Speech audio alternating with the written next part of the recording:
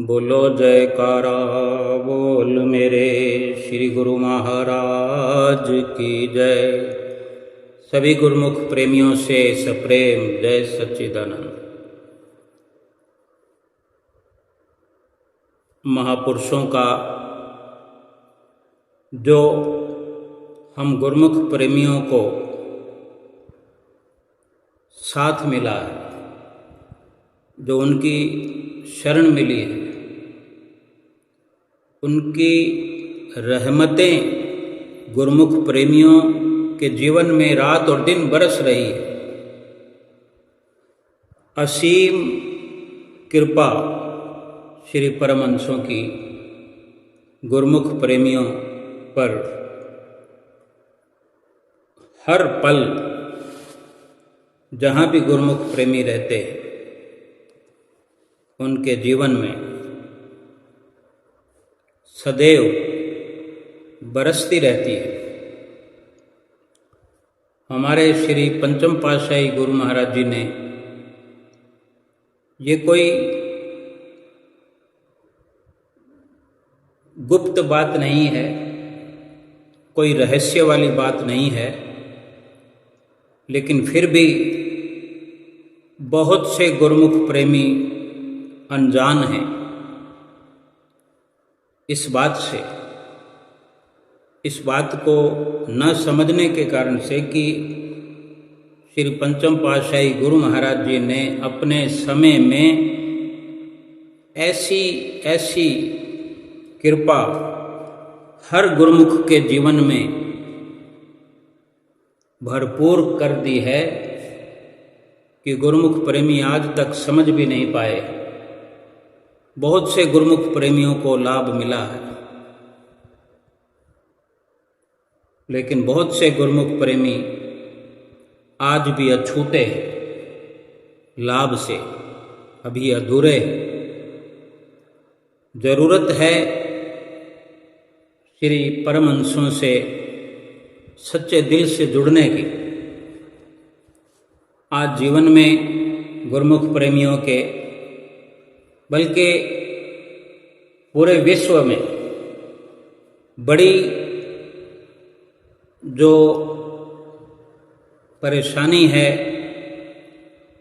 बड़ी दुविधा है, वो यही है कि बच्चे पढ़ने के लिए बाहर जाते हैं, अपने शहर से बाहर जाते हैं, गांव से बाहर जाते हैं। पहले अपने गांव से या शहर से दिल्ली कोई चला जाता था तो बहुत बड़ी बात होती थी। हालांकि दिल्ली की दूरी इतनी नहीं होती क्योंकि दिल्ली राजधानी है हिंदुस्तान की, कि लगभग पंजाब से, राजस्थान से, गुजरात से, हरियाणा से और हिमाचल से भी लगभग एक दिन का सफ़र, एक दिन और रात का सफ़र लगभग इतने समय में पहुंच ही जाया करते हैं। लेकिन आज बेंगलोर, मद्रास और फिर इससे भी दूर विदेशों तक आज गुरुमुख प्रेमियों के बच्चे हों या वर्ष भर, साल भर ये सिलसिला चलता रहता है। चाहे गुरुमुख प्रेमियों के बच्चे हों या पूरे संसार में कैसा भी जीवन जी रहा इंसान हो, इस तरक्की को सभी करना चाहते हैं। बाहर पढ़ने जाने की ज़रूरत होती है, फिर जॉब करने की ज़रूरत होती है, जगह जगह जॉब भी ट्रांसफ़र होती है, पढ़ाई का दौर भी बदलता रहता है। पहले भी परेशानी होती थी और आज भी, क्योंकि अपने शहर से, अपने गांव से चलकर दूसरे शहर में जा कर के बच्चों का पढ़ना लिखना बड़ा मुश्किल होता है। आजकल तो बेटे और बेटियां दोनों ही तरक्की याफ्ता जीवन को प्राप्त करने के लिए घर से बाहर निकल पड़े हैं। पहले पढ़ाई करने के लिए, कोचिंग के लिए, ट्रेनिंग के लिए और फिर जॉब के लिए। शुरू में अगर अपने शहर से बाहर जाकर के कोई अपना सा मिल जाए, कोई अपना कहने को, कोई विश्वास करने को विश्वसनीय, ये गुरुमुखों के लिए बड़ी खुशी की बात हो सकती है कि हमारे श्री परमहंसों ने ऐसी रचना रचाई है जो हम सुनते भी हैं कि श्री गुरु महाराज जी ने समय समय पर वचन फरमाए हैं, फरमाते रहते हैं। पंचम पातशाही गुरु महाराज जी ने भी, उनसे पहले चतुर्थ पातशाही जी ने भी, तृतीय पातशाही गुरु महाराज जी ने भी, द्वितीय पातशाही गुरु महाराज जी ने भी और श्री पहली पातशाही गुरु महाराज जी ने भी वचन फरमाए हैं। और आज हुजूर श्री गुरु महाराज जी भी वचन फरमाते हैं कि लोक भी सुखी होता है, परलोक भी सुहेला होता है। अगर लोक सुखी होने की बात को समझें,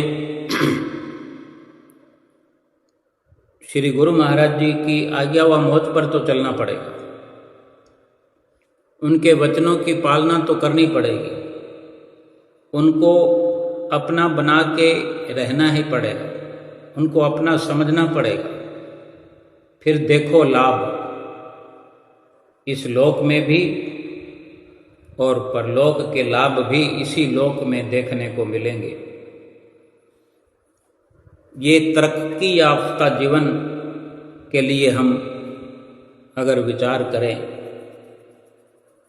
कि श्री गुरु महाराज जी ने जो ये श्री दरबार की रचना रचाई है और पंचम पातशाही गुरु महाराज जी ने जो अथक प्रयास करके शहर शहर और नगर नगर में, गांव गांव में आश्रम बनाए, आज गुरुमुख प्रेमियों का जीवन धन्य हो रहा है भक्ति करके भी।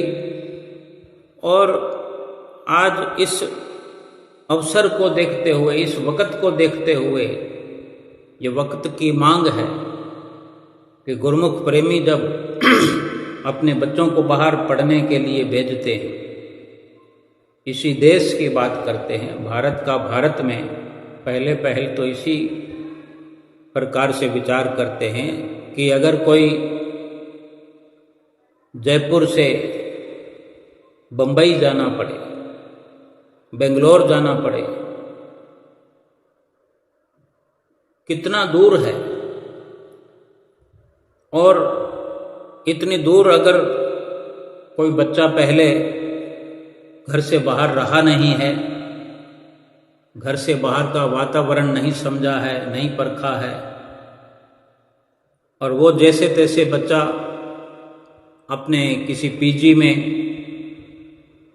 कोई रेंट के मकान में, हॉस्टल में बेशक रह भी लेगा, लेकिन माता पिता को कैसे संतुष्टि होगी कि वो बाहर इतनी दूर किस प्रकार से सुबह से शाम और शाम से रात और रात से फिर सुबह कैसे तसल्ली करते होंगे माता पिता। और पढ़ाई के बाद जब जॉब का सिलसिला शुरू होता है, उसी शहर में ही सही, लेकिन बदलना भी पड़ सकता है, शहर बदलना पड़ता है, फिर शहर बदलने पर फिर एक नई शुरुआत। लेकिन इसको अगर सरल बनाना हो तो गुरुमुख प्रेमियों के लिए बहुत ही आसान राह श्री पंचम पातशाही गुरु महाराज जी ने गुरुमुख प्रेमियों के लिए बनाई है। जगह जगह जो आश्रम बने हुए हैं, गुरुमुख प्रेमी जहाँ भी जाते हैं अपने बच्चों को लेकर के, अपने बच्चों को पढ़ाने के लिए, अपने बच्चों को ट्रेनिंग दिलाने के लिए या अपने बच्चों को जॉब के लिए, वहाँ पर जिस भी शहर में, जैसे बेंगलोर में रहना पड़ा तो बेंगलोर में श्री गुरु महाराज जी का आश्रम है। अनेकों गुरुमुख प्रेमी वहाँ रहने वाले जो आश्रम पर श्री आरती पूजा के लिए आते हैं, संडे के संडे इकट्ठे होते हैं, जब जब कोई पर्व होता है तब आश्रम पर आते हैं। एक गुरुमुख का कर्तव्य सर्वप्रथम यही होता है और होना चाहिए कि जिस भी शहर में जाएं, कोई भी काम पड़ता है, और गुरुमुख प्रेमी तो चाहना रखते हैं कि अगर बेंगलोर जाना पड़ा तो वो पहले से ही जब प्रोग्राम बनता है कि बेंगलोर जाएंगे या दिल्ली जाएंगे या बॉम्बे जाएंगे या अहमदाबाद जाएंगे,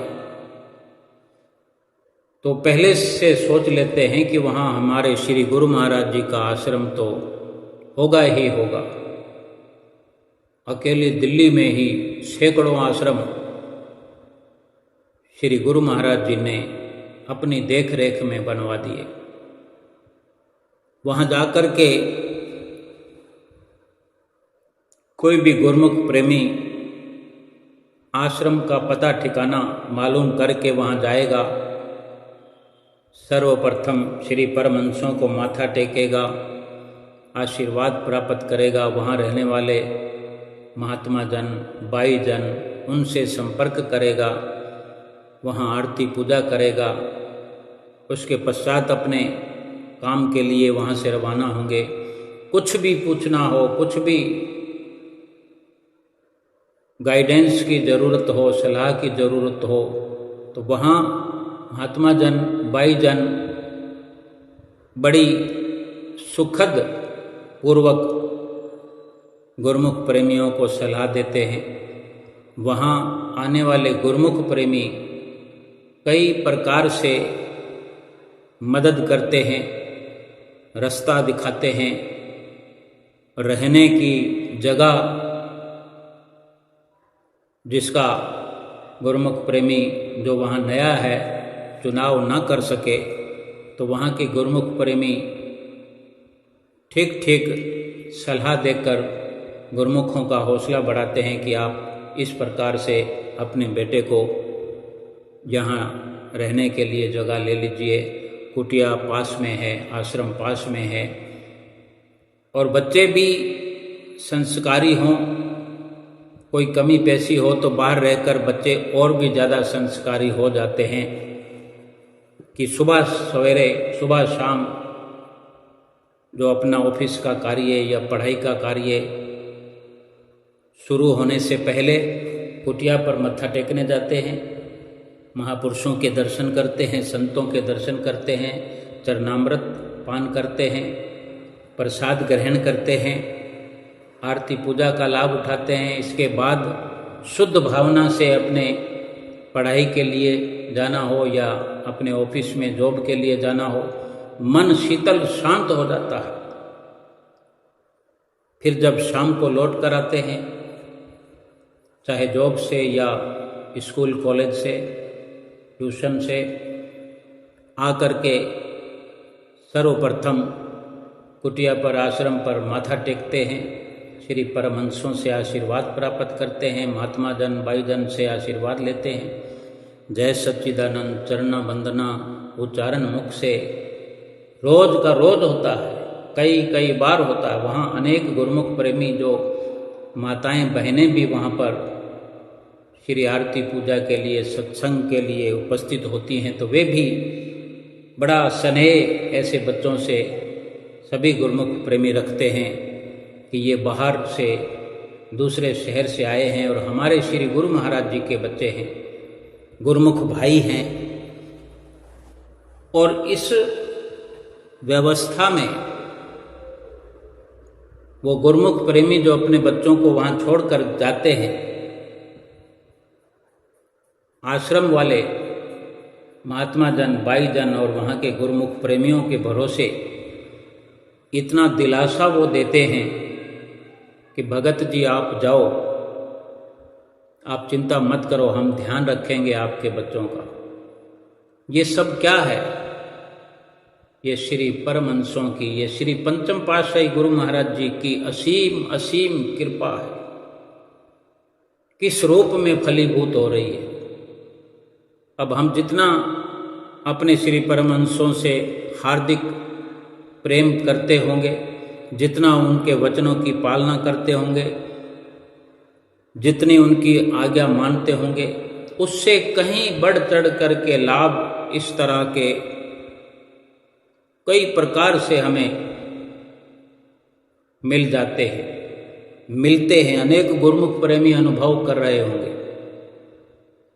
ऐसे ऐसे गुरुमुख प्रेमी हैं जो वो बताते हैं कि हमारा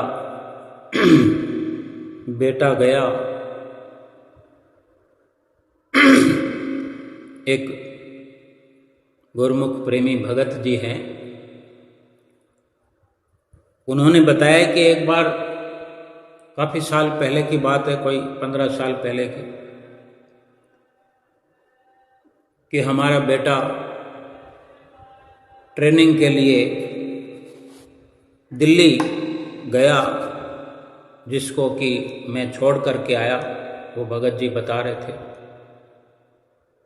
तो कुदरती वो भगत जी बताते हैं कि मेरे दिल की भावना थी, जिस दिन मैं वहाँ लेकर के गया अपने बेटे को छोड़ने, उससे भी कई वर्षों पहले मेरे ये दिल के भाव थे कि मुझे चिंता करने की क्या ज़रूरत है।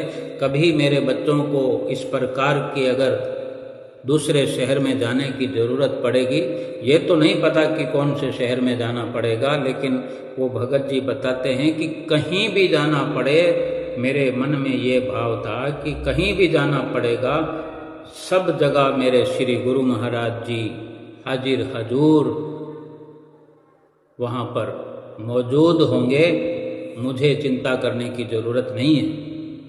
और वो बताते हैं कि ऐसा ही हुआ कि जिस दिन पहुँचे दिल्ली में, तो पहले एक महात्मा जी की कुटिया पर ही जाकर रुके।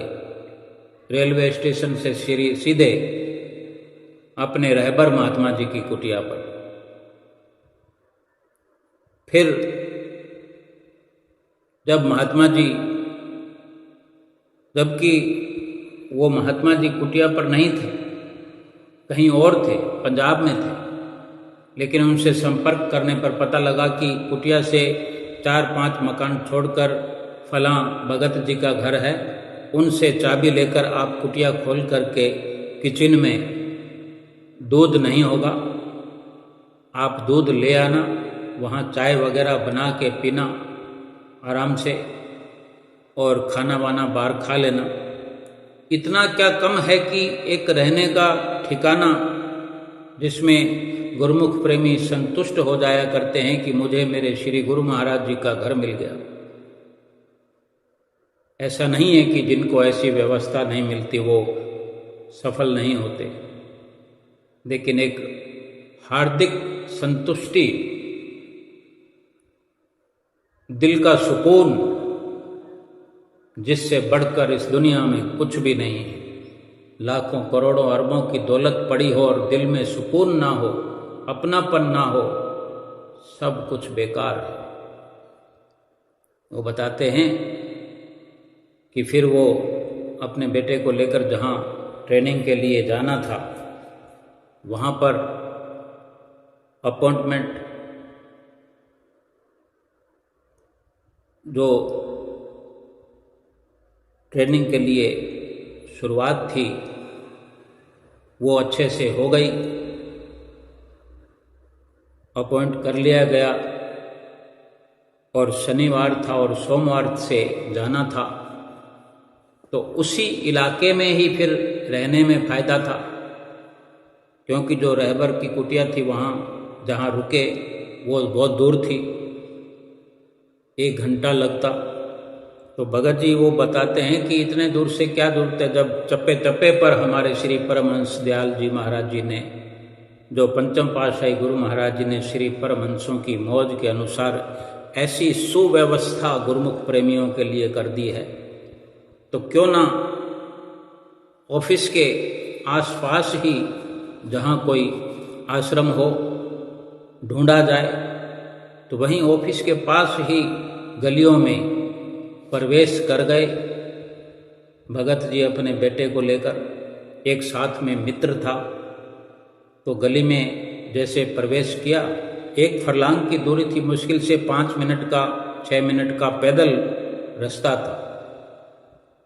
5-6 मिनट में पैदल चलकर आ गए और वहीं पर रहना चाहते थे।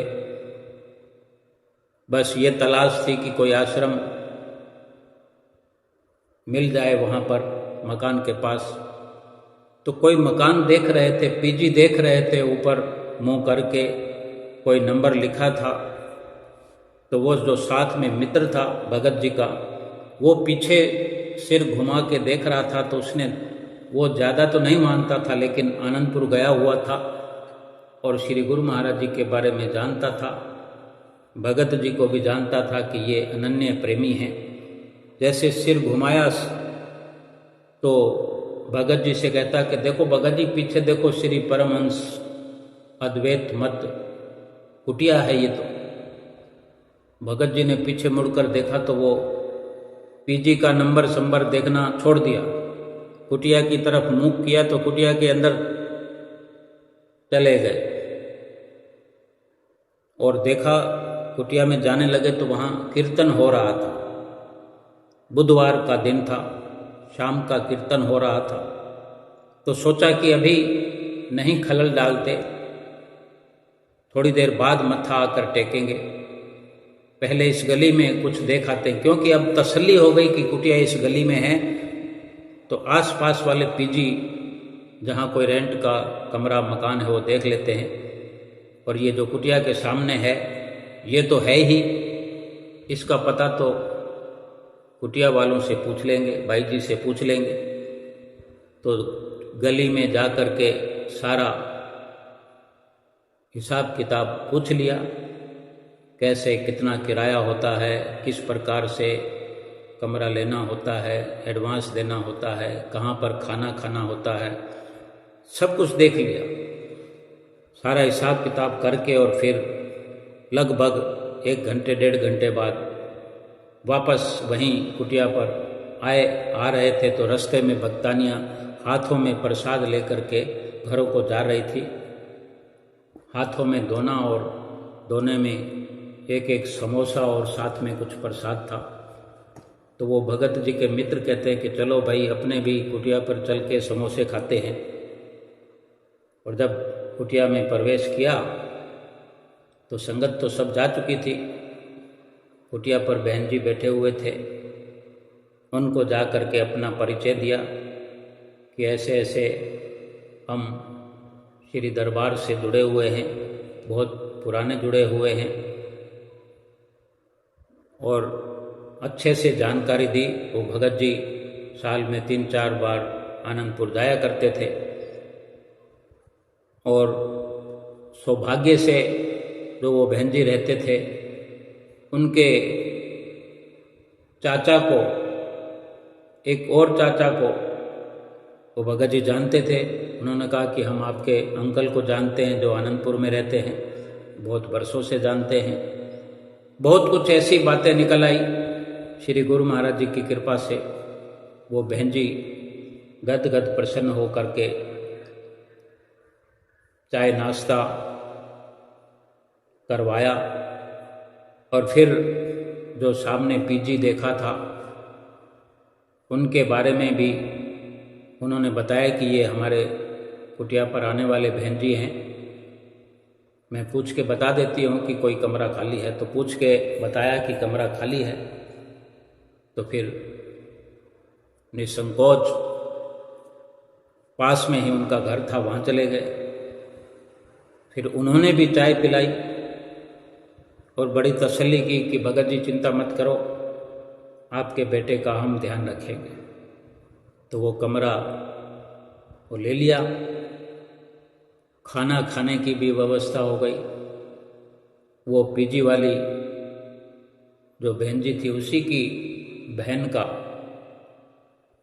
खाना खाने का भी किचन वगैरह टिफ़िन सेंटर था, तो वहाँ भी बंदोबस्त हो गया।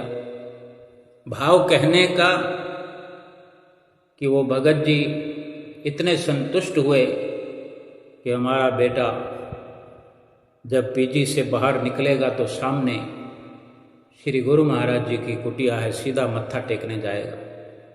उनको सुपुर्द कर दिया। वहाँ पर बाई जी नहीं थे, दूसरे दिन बाई जी भी आ गए। बाई जी से संपर्क हो गया, उनको सुपुर्द कर दिया अपना बेटा, और बेटे से कह दिया कि पहले सुबह मत्था टेक कर ऑफिस जाओगे, और ऑफिस से आकर पहले मत्था टेक कर फिर अपने पीजी में जाओगे। ऐसे ही चलता रहा और ऐसी व्यवस्था हुई कि थोड़े समय बाद, महीने 2 महीने के बाद में क्या गुरु महाराज जी की मौज हुई कि वो भगत जी कहते हैं कि हमारा लड़का कुटिया पर ही रहने लगा। कुटिया पर भगत जी रहते थे, भाई जी तो सत्संग प्रचार के लिए आते जाते रहते थे। तो वो जो भगत रहते थे, कभी कोई रहता था कभी कोई रहता था, बदलते रहते हैं जहाँ जिसको भेज दिया जाता है। तो वो भगत जी का लड़का वहाँ कुटिया पर रहता, तो जो कुछ मत्था टेक दिया करता। श्री गुरु महाराज जी की अनुकंपा रही। वहाँ ट्रेनिंग के दौरान उसी कुटिया में ही रहते रहते 3 साल की ट्रेनिंग पूरी हो गई। ये श्री गुरु महाराज जी की कृपा नहीं है तो क्या है कि जरा भी गुरुमुख प्रेमियों के बच्चों को, जरा भी गुरुमुख प्रेमियों के ही बच्चे क्यों, बल्कि बच्चे भी तो गुरुमुख प्रेमी हैं, रूहें हैं श्री गुरु महाराज जी के ही। हम सब इस जन्म के नहीं जाने कितने जन्मों से श्री गुरु महाराज जी के साथ रह रहे हैं कि श्री गुरु महाराज जी केवल सामने वाले पीजी में रखकर भी संतुष्ट नहीं हो रहे थे, जो कुटिया में ही उस बच्चे को रख लिया और इतना प्रेम, इतना प्यार दिया कि गद गद प्रसन्न पूरा परिवार वो हुआ। ऐसे ही भाव समझने का ये है कि बहुत से गुरुमुख प्रेमी इस लाभ को उठाते हैं, लाभ प्राप्त करते हैं कि बाहर आम इंसान, अगर आम संसारी लोग, आम इंसान इस तरक्की याफ्ता जीवन में कहाँ से कहाँ बहक जाते हैं, भटक जाते हैं, उनको ऐसी राह नहीं मिलती। गुरुमुख प्रेमियों के बच्चे कुटिया के माध्यम से, सत्संग आश्रम के माध्यम से, सतगुरु के आशीर्वाद से बिल्कुल भी भटकने से बच जाते हैं कि परमहंसों के दर्शन करना, रविवार के रविवार छुट्टी होती है तो लंगर भंडारा का कोई आयोजन होता है, नहीं तो सत्संग तो होता ही है। हर महीने में लास्ट संडे को भंडारा होता है, कहीं दूसरे संडे को भंडारा होता है, फिर भंडारे में सेवा का कार्य होना, ये सारी व्यवस्था श्री गुरु महाराज जी खुद अपनी प्रेरणा से प्रेरित करते हैं गुरुमुख प्रेमियों को कि वहाँ सेवा का अवसर भी मिलता है, मत्था टेकने का अवसर मिलता है, जय सच्चिदानंद बोलने का अवसर मिलता है, चरण वंदना बाई जी, चरण वंदना महात्मा जी बोलने का अवसर मिलता है, दंडवत प्रणाम करने का अवसर मिलता है, सेवा का अवसर मिल गया। ज़्यादा नहीं तो कम से कम आरती पूजा के दौरान 5 मिनट का भी अगर सुमरन करने का अवसर मिलता है, ये आम दुनिया को कहाँ ऐसा अवसर मिलता है। ये श्री गुरु महाराज जी की रहमत नहीं तो फिर क्या है।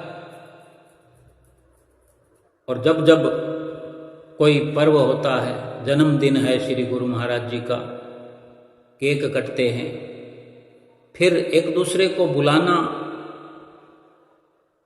और याद दिलाना, ये सब चलता रहता है।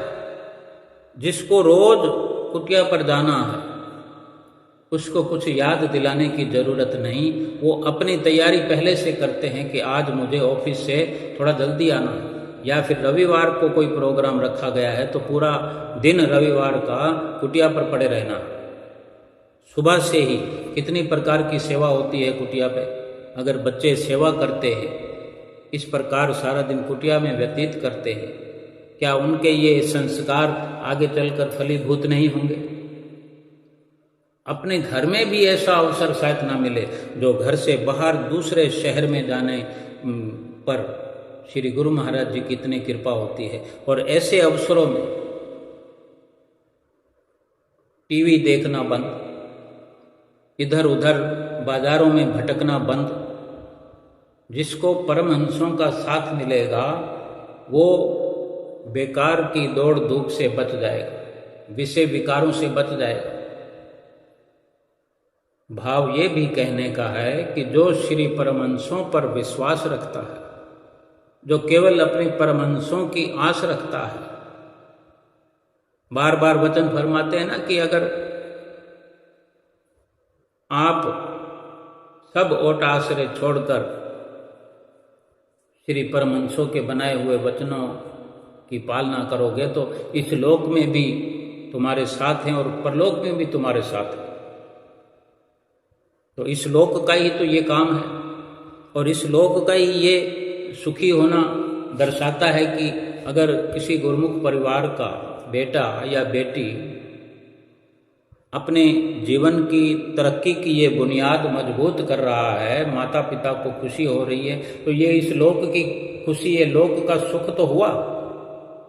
अब इससे सब कुछ अपने आप प्रमाणित हो जाता है कि ये बहुत बड़ा एक शहर को छोड़ करके दूसरे शहर में जाना, कोई किसी को पूछता नहीं, कोई किसी को पानी तक नहीं पिलाता। जहाँ पर श्री गुरु महाराज जी ने लंगर चला रखे हैं। अनेक अनेक गुरुमुख प्रेमी हैं ऐसे जो रविवार को कुटिया पर जाते हैं। क्या दिल्ली, क्या बॉम्बे, क्या बेंगलोर, मद्रास, चेन्नई और अहमदाबाद, सूरत और इंदौर, जाने कहाँ कहाँ गुरुमुख प्रेमियों को जाना पड़ता है। चाहे नौकरी करते हों, चाहे पढ़ाई करते हों, ट्रेनिंग करते हों, जो आश्रम को खोजता हुआ पहुंच जाएगा उसके लिए रास्ता श्री गुरु महाराज जी ने पहले से बना के रखा है, बस थोड़ी सी खोज करनी है। ऐसे गोदी में बिठाने को तैयार हैं श्री गुरु महाराज जी। यही सबसे बड़ा श्री गुरु महाराज जी का वचन साकार होता है कि लोक सुखी। वे इस लोक की हर प्रकार की खुशियां गुरुमुख प्रेमियों को मिलती है। और अगर कोई फैमिली पूरी ट्रांसफर होकर दूसरे शहर में चली जाए, जितना प्रेम भाव अपने शहर में नहीं मिलेगा उतना प्रेम भाव दूसरे शहर में जाने पर गुरुमुख प्रेमियों का, संतों महात्माओं का, उस परिवार को मिलेगा। ये श्री परमहंसों की प्रेरणा होती है संतों महात्माओं को भी कि ऐसे बाहर से आए हुए परिवार पर जितनी हो सके हमदर्दी दिखाओ। और बाकायदा दिखाते हैं। श्री गुरु महाराज जी अगर अपने गुरुमुख का भला चाहते हैं, उसको सुखी करना चाहते हैं, तो भला कौन रोक सकता है। रिद्धियां सिद्धियां सतगुरुदेव महाराज जी के चरणों की चेरी है, दासी है। एक कथा, एक लीला है श्री पंचम पातशाही गुरु महाराज जी के समय की। बड़ी सुंदर भाव से, सुंदर भावना से गुरुमुख प्रेमी ओत प्रोत रहते हैं। हर किसी के साथ कुछ न कुछ श्री गुरु महाराज जी ने ऐसी रचना रचाई होती है।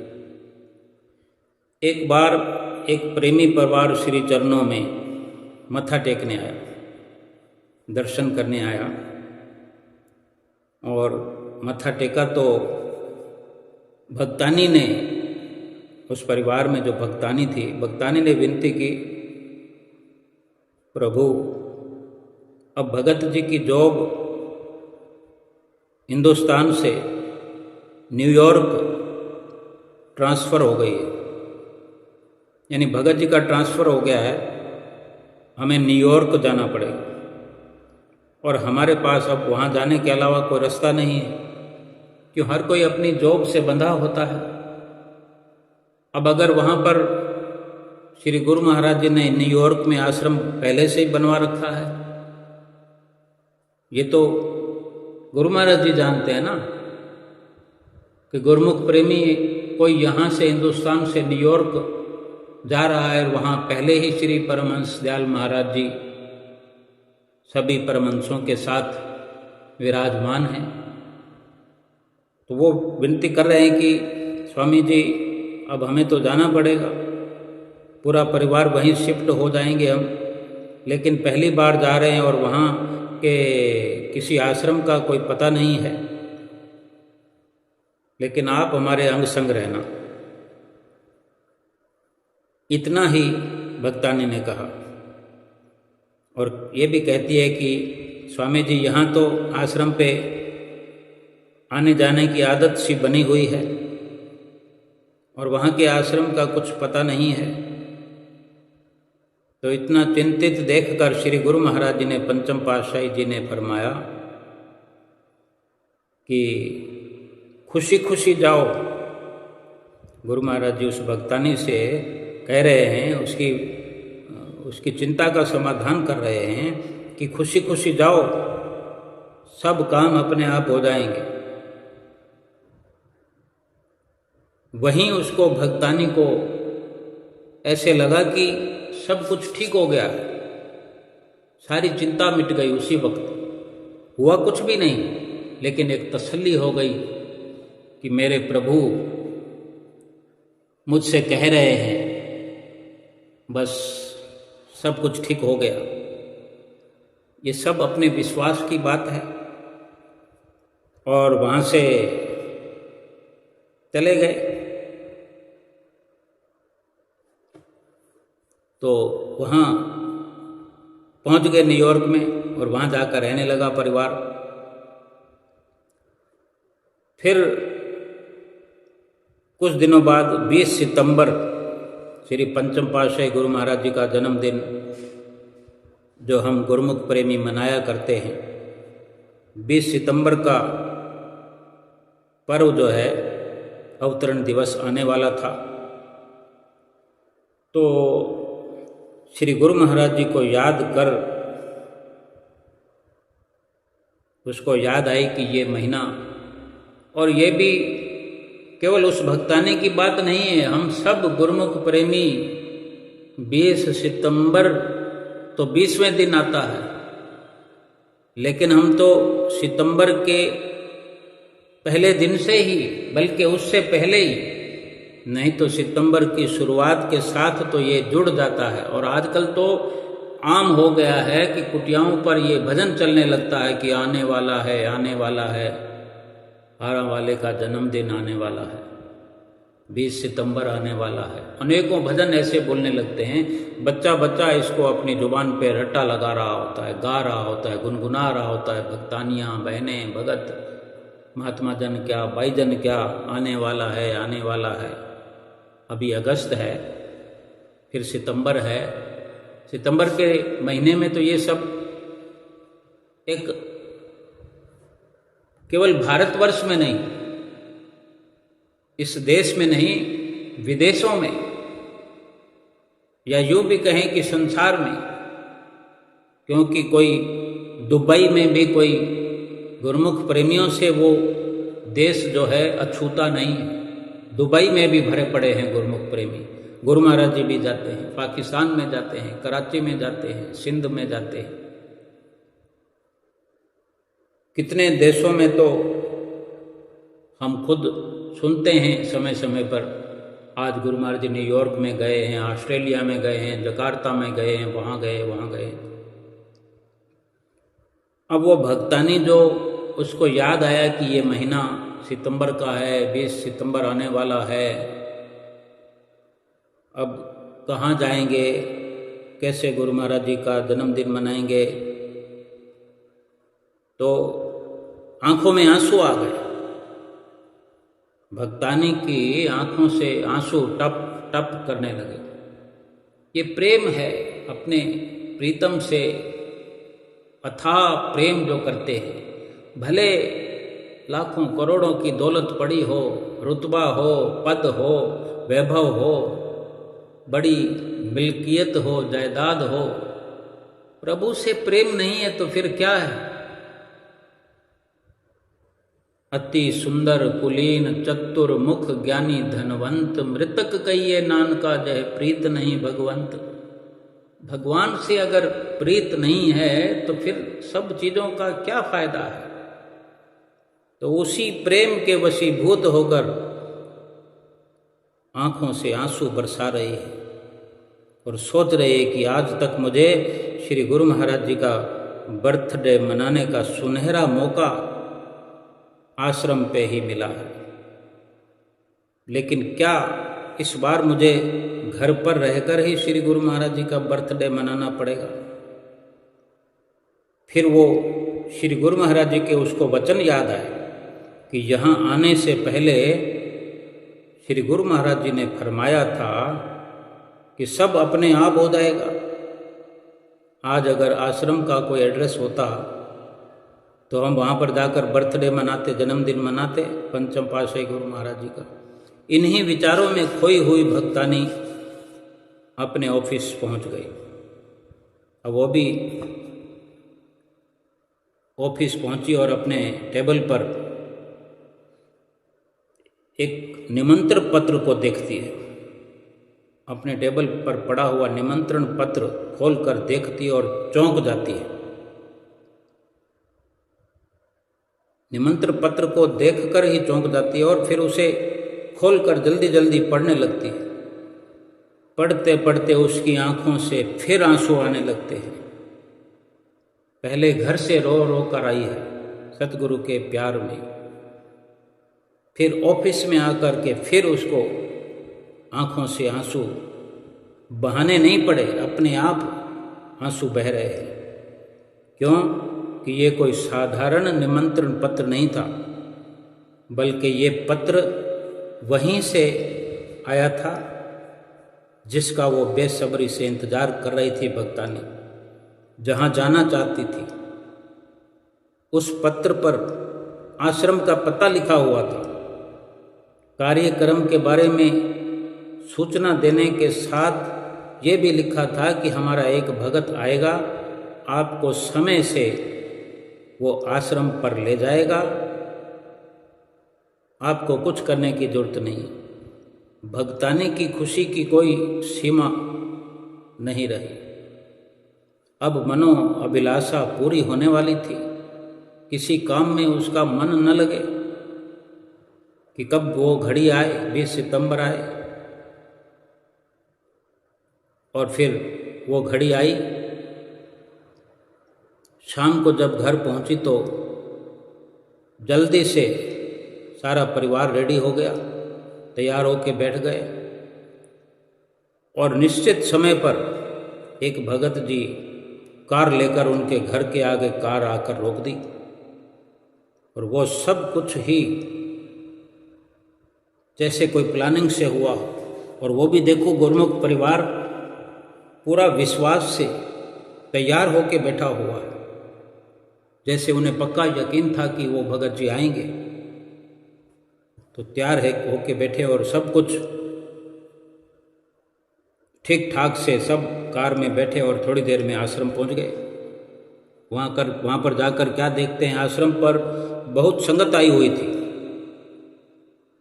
और महाप्रभु जी शुभ अवतरण दिवस श्री गुरु महाराज जी का जन्मदिन धूमधाम से मनाया गया। श्री आरती पूजा का प्रोग्राम हुआ, सत्संग हुआ, सभी प्रेमियों ने अपने अपने मन के भाव प्रकट करते हुए भजन गाए, केक काटा गया। आनंद के वातावरण में हर प्रेमी वहाँ झूमने लगा। और कार्यक्रम के बाद वो भक्तानी जो हिंदुस्तान से न्यूयॉर्क गई थी, वो भक्तानी जब बाई जी के पास आभार प्रकट करने लगे कि आपने निमंत्रण पत्र और भगत जी को भेजा हमें लेने के लिए, आपने बहुत बड़ा उपकार किया है। ये तो नहीं पूछा भक्तानी ने कि आपको हमारे एड्रेस का कैसे पता लगा कि यहाँ पर गुरुमुख प्रेमी रहते हैं, कोई नए नए आए हैं। उसने तो केवल आभार प्रकट किया कि आपने बहुत बड़ा उपकार किया है, हम शुक्रगुजार हैं, आपके बहुत बहुत शुक्रगुजार हैं। बाई जी सुनकर बड़े हैरत में पड़ गए। बड़े आश्चर्य से वो कहने लगी बाई जी कि हमने तो कोई निमंत्रण पत्र छपवाए ही नहीं और ना ही किसी भगत जी को भेजा आपको लेने के लिए।